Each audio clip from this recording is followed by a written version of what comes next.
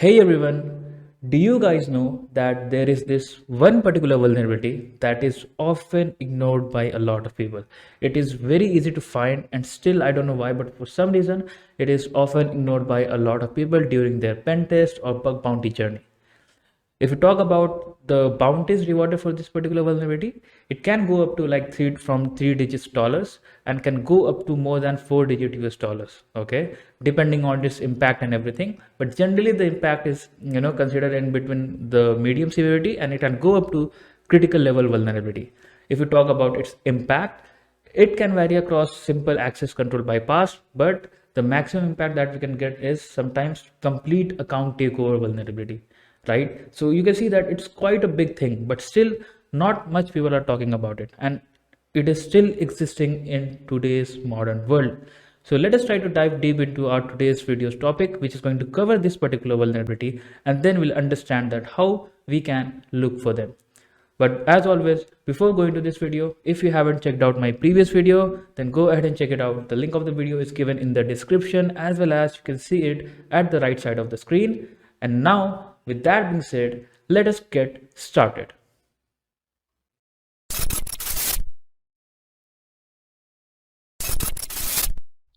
Before diving deep into this video, let us try to understand about that particular vulnerability in depth so that we'll find it easy to proceed further with the practicals.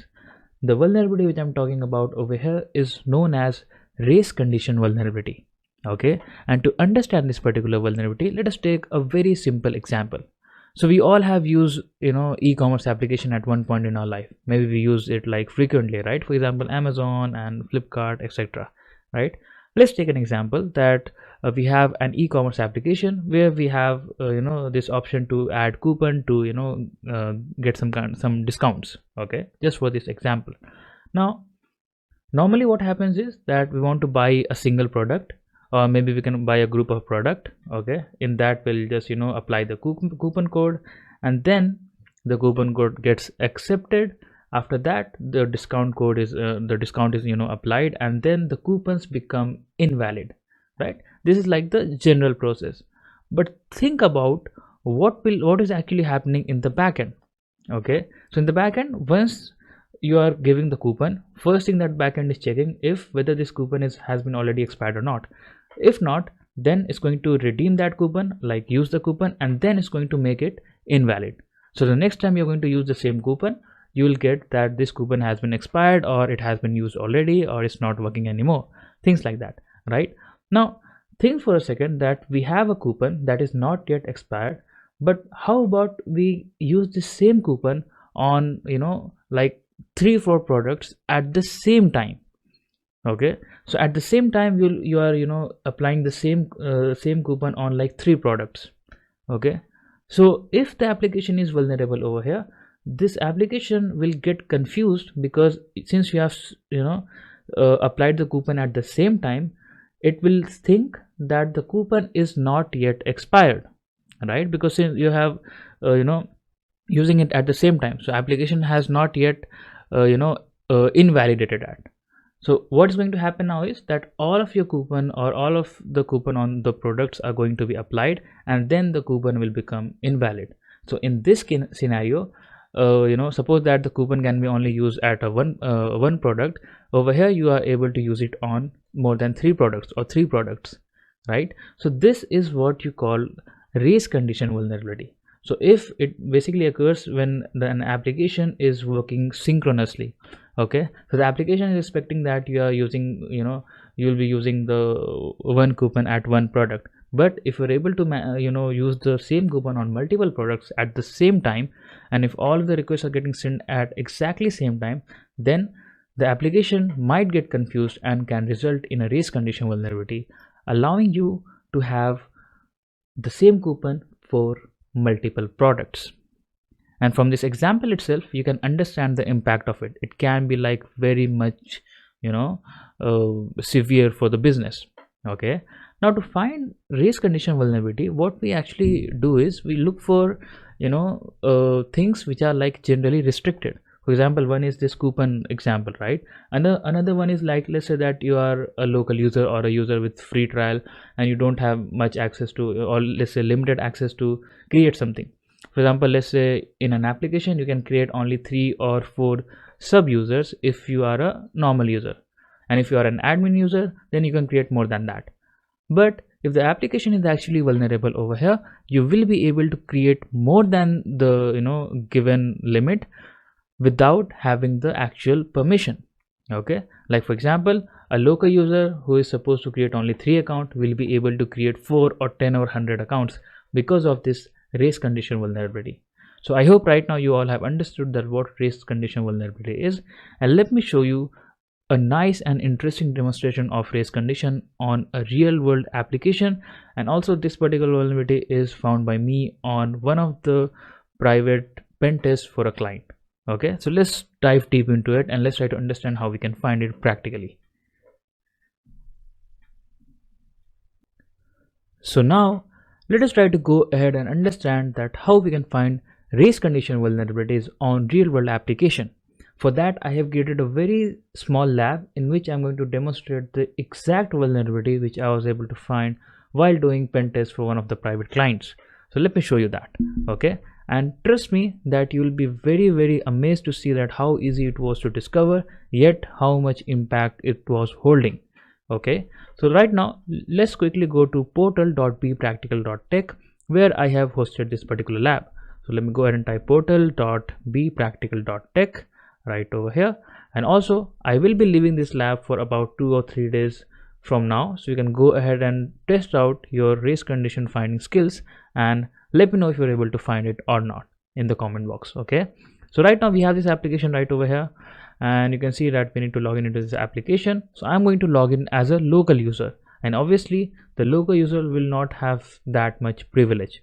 Okay, so let me go ahead and click on login button, and as you can see, right after we logged in, we are presented over here with a dashboard with a home page which is saying that we can create a new dashboard, right? If you take a closer look over here, it is saying that local users can create up to 3 dashboards only. Okay, so basically in this particular application we have 2 level of user, local user and premium user, or you can say the admin user. So if we are a local user, so think of this application as giving trials to the free users, and if you want to like access more features, then you need to like buy their particular subscription to get all the access. Okay, something like that. Right now you can take a closer look over here and see that the local user can only create up to 3 dashboards only, which means that if we try to create another dashboard, we might need to like buy their subscription, and or else we might need to log in as the admin user. Okay, to validate it, let's go ahead and create some dashboard and see how it is behaving. So test, so you can see the dashboard has been created successfully. Let me do test 2 and let's do test 3 right over here, and you can see we have created 3 dashboard. And right now if I try to go ahead and create another dashboard, we can see that it is like not responding at all, right? You can see clearly over here, which means that the application now is not allowing us to create more than 3 dashboards. Okay, so let me quickly delete all of this dashboard site over here so that we can look for the race condition vulnerability. And now once we have all of this deleted, and now let us go ahead and try to understand that how we can find race condition over here.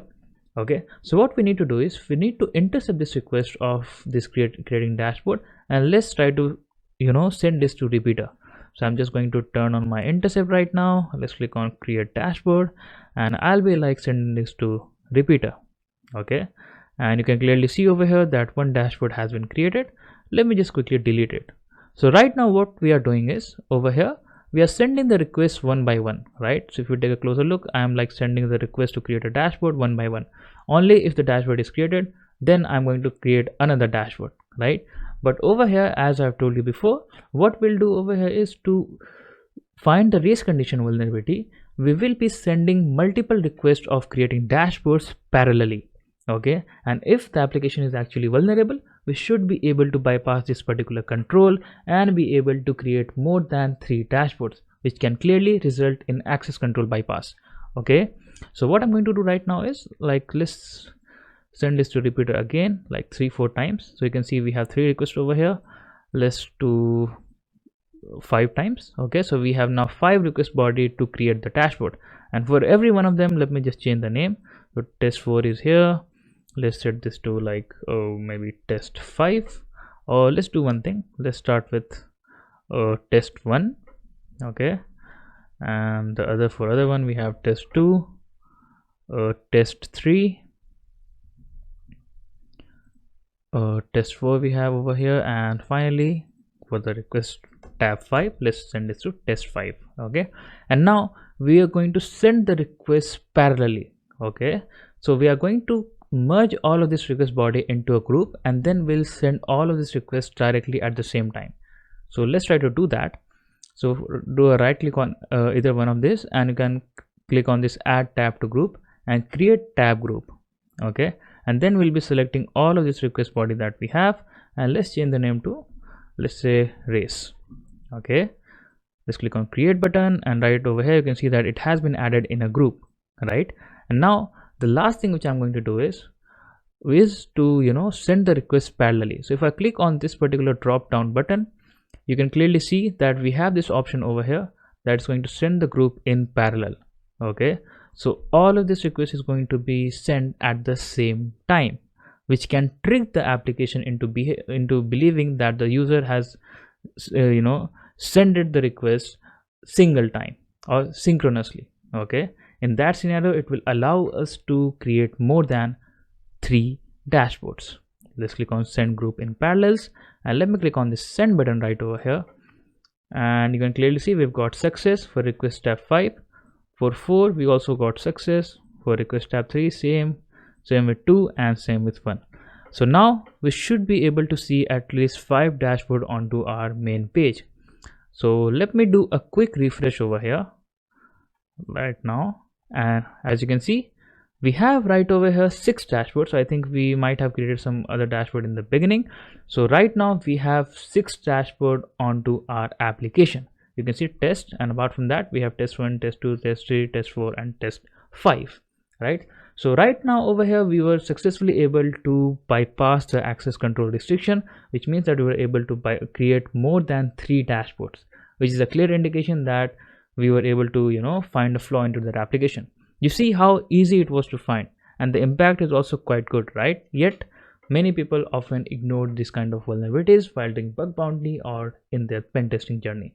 I hope you have learned something valuable from this video. If you have any doubts, if you have any issues, feel free to let me know your doubts or issues in the comment section, and also make sure to join our Telegram channel if you want to stay updated with the latest trends and technologies going under cybersecurity, bug bounty, and ethical hacking. If you like the way I teach, then I have 3 awesome courses up and running on Udemy, so you can go ahead and check them out, and all of the courses have been practically taught. Okay, so if you want to learn like about web reconnaissance, if you want to learn about how to create your own custom payload using Python, or if you want to learn about account takeover vulnerabilities, then go ahead and check those particular courses. The link is always given in the description. And now, with that being said, keep learning, keep hacking, and thanks a lot for watching this video.